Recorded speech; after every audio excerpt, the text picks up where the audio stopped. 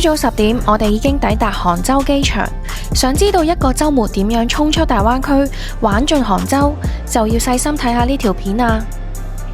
杭州嘅機場因為2023年嘅亞運，所以已經進行過翻新，依家成個設計都非常之有現代感。今次我哋揀咗係西湖附近嘅亞朵酒店，大家要留意翻，杭州入邊啦有好多間嘅亞朵酒店，千祈唔好去錯，要睇清楚個地址。因為就算係西湖附近都會有幾間亞朵，但經過我仔細嘅研究之後啦，呢一間嘅亞朵酒店係負評極少，整體最高分嘅酒店，大約一晚嘅價錢係700蚊人民幣起。因為我哋到達嘅時間未係 check in 嘅時間，但係當時前台就問我哋要唔要做會員，同埋俾多大約200蚊人民幣就可以升級，即刻幫我哋升做一間可以即時入住嘅客房。包括可以享用早餐，本身我哋訂嘅酒店房係唔包早餐嘅。大家如果住亞朵酒店嘅話呢，可以用微信小程式入邊嘅亞朵去做 booking， 因為佢會記錄你嘅入住積分，咁之後呢會有唔同嘅優惠啦，同埋可以兌換一啲小禮品嘅。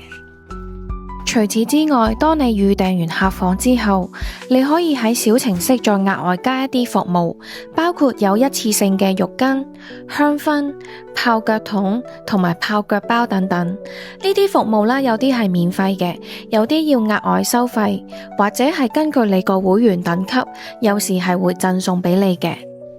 我對呢間酒店嘅清潔同埋服務都好滿意，頭先都見到佢哋會用機械人去做一啲送餐同埋外賣嘅服務。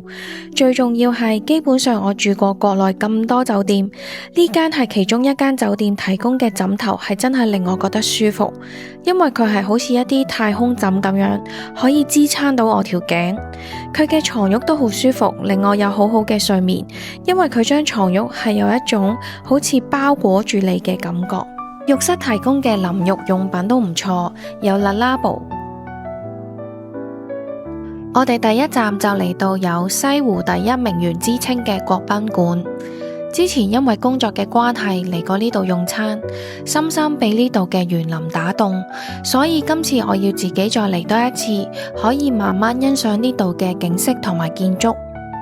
除咗餐廳之外，其實呢度亦都係一個酒店嚟嘅，但係網上嘅評論呢就好壞參半，主要係酒店都有一定嘅歷史，依家亦都好多嘅房啦都係進行緊翻新，所以我亦都冇選擇住喺呢一度。加上一晚嘅酒店需要2000幾蚊起，好啲嘅房啦，甚至乎要去到3500蚊一晚。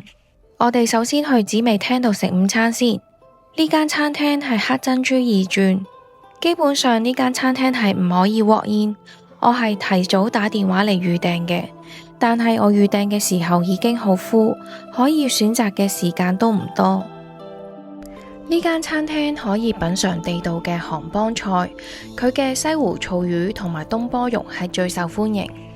除咗喺呢度品嘗出色嘅菜式之外，最重要係喺呢度嘅用餐氛圍係好加分，因為基本上每一台都可以望到出邊有一個非常之有仙氣嘅園林景色，同時可以感受到原來由好耐以前到依家嘅名門望族就係喺呢啲嘅地方度用餐。杭幫菜一般都係比較偏甜口，所以呢個桂花糖藕同埋西湖醋魚都會比較偏甜嘅。呢個蝦仁炒筍絲係我最中意嘅一道菜，但我就唔記得咗叫咩名。本身我係好中意食生蝦同埋一啲醃製嘅生蟹菜式，所以我就嗌咗個楊梅酒醉蝦。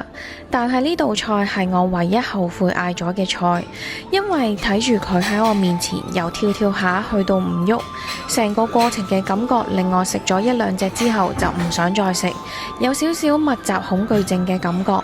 加上個生蝦唔係真係可以太食到楊梅嘅味道。定性糕嘅口感軟糯，帶米香，唔會太甜，嚟到可以試下本地先有嘅糕點。我哋喺國賓府坐翻車出返去西湖嘅中心點，呢度有羅神便利店、咖啡店同埋賣手信嘅文創館。今日有啲可惜，落起綿綿嘅細雨，本身仲諗住可以睇到晴天嘅西湖，估唔到就撞正雨天。但係意外嘅係，呢度嘅遊客一啲都冇少到，仲非常之熱鬧。只係相比起大晴天嗰種人山人海嘅場面，今日嘅人就少咗啲，唔使人逼人，行起嚟都幾舒服。我哋依家就由西湖嘅曲道清波出發，慢慢散步遊覽西湖嘅景色。其實成個西湖嘅面積真係好大，要行晒成個西湖都要一日嘅時間。喺西湖呢度可以見到一群嘅鴛鴦喺度戲水。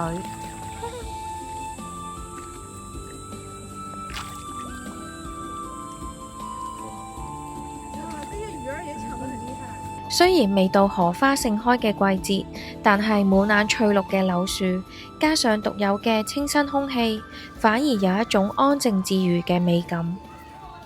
嚟到蘇堤嘅湖邊，可以見到就算落雨天，都好多人都會坐喺長椅度欣賞西湖嘅景色，感受西湖嘅平靜。行完成片荷葉嘅曲院風荷，又欣賞過成排柳樹嘅蘇堤，依家就嚟到西湖十景最後一站平湖秋月。呢度嘅湖水非常之通透清澈，所以秋天嘅時候夜晚嚟到呢度可以睇到月亮嘅倒影。呢度望過去對面就係湖濱步行街，係杭州入邊最熱鬧嘅中心點。而家我哋就身處喺白堤。喺春天嘅時候啦，就會見到桃紅柳綠，即係會見到桃花，再加上翠綠嘅柳樹。行咗幾個鐘頭西湖之後，覺得有啲肚餓，所以我哋就入咗嚟利百蟹度，嗌咗碗蟹粉撈麵，同埋嗌咗個小青團冰豆花。咁我哋見佢喺美團嘅評分啦都幾高嘅，差唔多滿分。但係我真係唔建議大家嚟食。雖然見到佢嘅蟹粉同埋蟹肉都幾多，但係真係完全食唔到任何嘅蟹味同埋絲味。反而個豆花有啲驚喜，少少甜，但係奶味都幾濃。呢個小籠包都非常之一般，同上海嘅小籠包冇得比。之後我哋就行到嚟步行街嘅知味觀，大家可以喺度買啲手信。喺櫥窗嘅位置就可以買啲新鮮即日整嘅一件裝糕點，最少嗌一件都可以。呢啲就唔可以保存得太耐，最好5日之內就食用。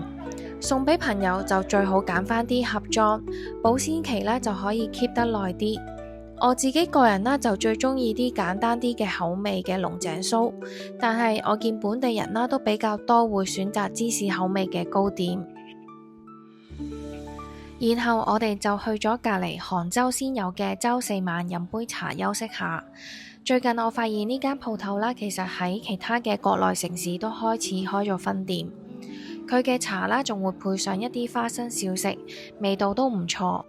呢個就係我哋頭先買嘅一件裝糕點，當中有2件係有包蛋黃，味道唔會好甜，值得一試。夜晚我哋就嚟到萬象城嘅隔離，食之前謝霆鋒都有嚟過嘅餐廳。呢個撈汁雲南小脆瓜非常好食，味道好清爽，好脆，好開胃。櫻桃鵝肝入口即溶，鵝肝嘅味道非常之香醇濃郁。呢個山醉蟹膏嘅蟹肉非常之飽滿，醃製得非常之入味，酒香加埋蟹鮮真係一流。嚟到杭州一定要嗌返條蔥油乾白魚，魚肉非常之嫩，好新鮮，醬汁亦都調得啱啱好，唔會蓋住魚本身嘅鮮。食完飯我哋就坐車去何坊街，感受杭州嘅煙火氣。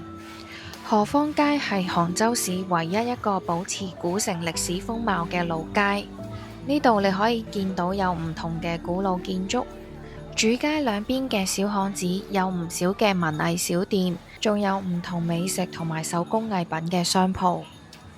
如果買手信啦，建議大家去一間叫做芝酥達禮，咁佢呢就係賣一啲手做嘅芝麻酥，咁佢呢嘅味道呢係唔會甜。有唔同嘅口味可以選擇，我呢就買咗蕎麥，係非常之好食。因為平時我都唔會特別去買芝麻酥，但係呢個真係真心推薦俾大家。呢度就有幾間裝潢比較特別嘅咖啡店，仲有蜜雪冰城、蟹黃湯包同埋臭豆腐。呢間芳回春堂嘅文創店幾有特色，我哋一齊入去睇下有啲乜嘢。呢度有唔同種類嘅草本組合而成嘅粥肉包同埋淋肉包可以選擇。呢個俾錢嘅位置啦，都裝修到好似喺個中藥鋪入邊咁樣。呢度仲有啲中藥包裝嘅粥肉包，仲有呢個艾草錘。呢度仲有唔同嘅養生嘅嘢啦，包括有熱敷嘅暖頸貼，仲有唔同嘅草本茶，仲有呢個好得意嘅藥材造型掛飾，仲有呢個襪都好搞笑，可以送俾朋友，係按住襪上面嘅穴位啦去按腳，仲叫你慢攻一啲特別嘅位置。呢度旁邊仲可以買啲草本比較養生嘅手搖飲品。之後我哋就行去對面嘅村上西湖去買返啲茶葉返去。呢度茶葉嘅選擇都好多，佢亦都有分茶葉或者茶包，有唔同類型嘅紅茶、綠茶同白茶可以選擇。我哋呢就揀咗啲龍井茶，佢龍井啦都有分貴或者平，可以揀唔同年份嘅龍井。我哋嘅酒店啦，仲有包一個免費嘅宵夜，咁我哋啦都試咗少少，覺得個味道啊、質素同埋性價比啦都非常之高。最後一日嘅早上，我哋就揾咗間咖啡店喺西湖嘅旁邊，叫故宮有喜。大家要留意返呢間咖啡嘅位置係喺有100年歷史嘅馬路子入邊。因為我哋睇住導航行咗好多個圈都揾唔到個真正入口，所以要入咗去寺廟入邊先會揾到呢間咖啡店。咖啡店嘅擺設非常之有特色，有啲台面亦都用咗大鼓去做，色彩非常之豐富。呢間咖啡店係有低消嘅，每個人啦都需要至少嗌一杯嘢飲。咁我哋就嗌咗2杯咖啡啦，同埋1件糕點。你仲可以揀咖啡上面嘅拉花，但係需要俾額外嘅金錢。飲完杯咖啡，我哋就要即刻趕去機場啦。下條片再見啦，拜拜。